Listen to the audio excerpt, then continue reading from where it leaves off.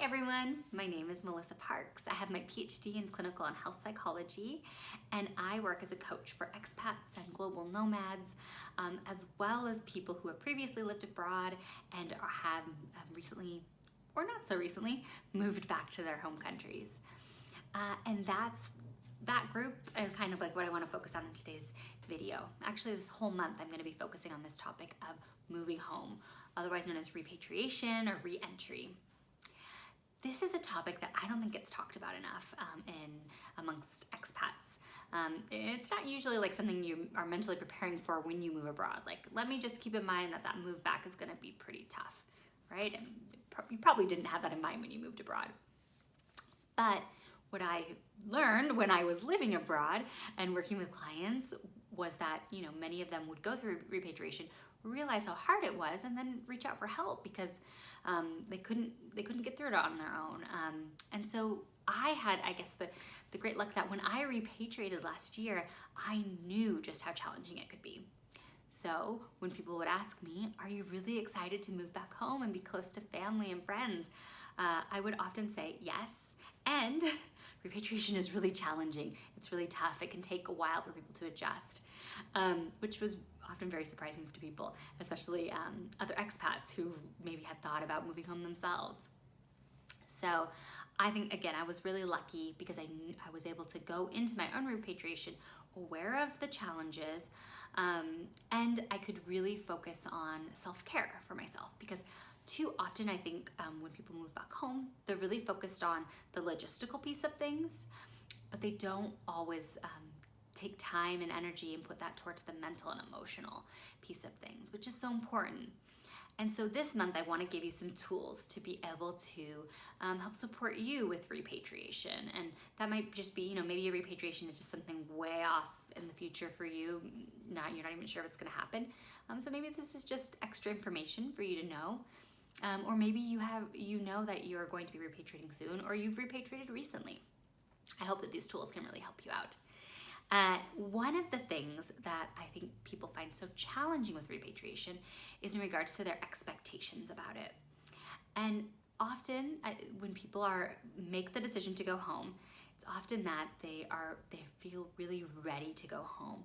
Maybe they're having a hard time with where they're living abroad, and they're ready to just get back to a place where things are a bit simpler, or they're hoping it's simpler, where things are more familiar, and where they feel like they belong, right? And so often that's based on what life was like before they moved abroad. And they don't often take into consideration the fact that living abroad changes us, right? You're not the same person who first moved abroad. Usually your identity might shift a little bit.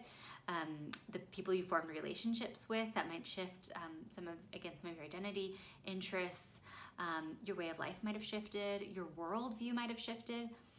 And so when you go back home, you are kind of walking into this world that looks familiar, but you're walking into it with that mindset that has shifted, with you looking like the same person maybe, but you are a different person.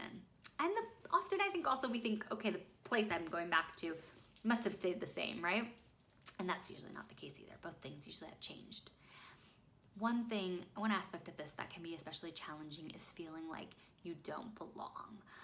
That's what I hear a lot of my clients say, is that I just don't feel like I fit in.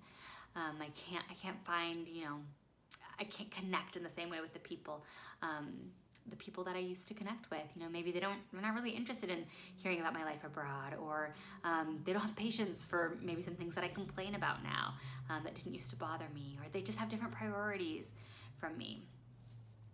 And that's also because, often like living abroad, living in a different country, maybe learning a new language, interacting with friends who might be from different parts of the world or have lived in different parts of the world, that really changes who you are as a person. So it's really normal that you might not be able to connect in the same way to people back at home. What I think is so helpful is this story that is called the triangle story. And I tell it to my clients all the time when they're thinking about moving home, or even if they're still living abroad and just, struggling a bit with fitting in or feeling like they belong somewhere. And it's this. The idea is that you grow up in a place that is a country full of circles. So you're living in this country of circles, you're a circle too, everybody's circles there. Then you go abroad and you move to a country that are squares. And suddenly, you look around, everyone around you, everybody is different, right? And you're a circle and they're square, and you just don't feel like you fit in around anybody. So what ends up happening though is that life abroad starts to shift your shape a little bit. Like I said, again, those interactions with people, their day-to-day life, changing customs, changing worldview, and you start to shift into a new shape. You're not a circle anymore, you're a triangle. And so the good news is that you're not the only one who's a triangle, right? This is the same thing for other people who have moved abroad. They too have this experience of kind of shifting, and they're no longer that circle that maybe they were when they left their home country. They're a triangle now. And so this is helpful if you're living abroad, because it's kind of the same solution for both camps. You need to find your other triangles. That's why connecting with other expats when you're living abroad can be so helpful. But just because you move back to that country of circles doesn't mean you don't need those triangles anymore. You still need to be able to connect with other triangles as well, other international people. So you move back home, back to the circles. You're not going to suddenly become a circle. You're going to be a triangle. You're not going to lose that identity. And I think that's such an important piece to keep in mind when you're moving back to your home country, is that you are more global, more international. Your identity has shifted somehow with being abroad in some way. And so it's completely normal if you don't feel like you belong in the same sense. But what you can do is seek out those international people, those triangles that are living in your community. You can look for opportunities for international meetups on Meetup. You can look for Facebook groups for expats or other internationals or immigrants who are living in your community. You can look for Girl Gone International as a really great group for women. You can see if there's a local chapter where you're living. And there is even an online community that is called I Am a Triangle. It's a great community. It's where I learned about this little metaphor from as well. And on there, you might even be able to find some people that are in your local community, but you can definitely find an online community there of other triangles, of other internationals who totally understand what you're going through. I also want to mention that Families in Global Transition is another international organization that has some local affiliates around the world. And I would definitely encourage you to check out, see if they have an affiliate near you, because it can be another really great way to connect with other internationals, other triangles. So I'd love to know, does this metaphor resonate with you? Do you feel like, yes, I'm a triangle, I totally connect with that? And I would also love to know, where are you at in terms of your own repatriation journey? Is it something you're considering, something that, no way, I'll never do that?